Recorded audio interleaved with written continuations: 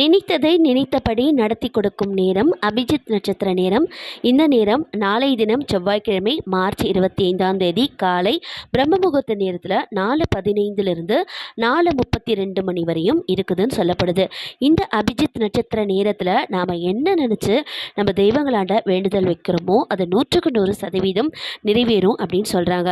நாளைய தினம் இந்த நேரத்தை தவற விடாதீங்க. இந்த அபிஜித் நட்சத்திர நேரத்தில் உங்கள் தெய்வங்களாண்ட 2 அகல் தீபம் ஏற்றி வச்சு நீங்கள் நியாயமான வேண்டுதல் வச்சுக்கோங்க. நாளை தினம் செவ்வாய்க்கிழமையாக இருக்கிறதுனால நீங்கள் என்ன வேண்டுனாலும் அது வெற்றியாக தான் இருக்கும்.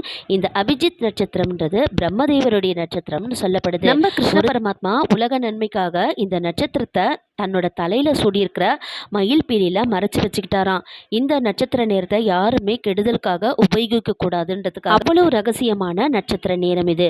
அபிஜித் நேரம் தினமும் வரும். அபிஜித் நட்சத்திர நேரம் மாதத்திற்கு ஒரு முறை வரும்.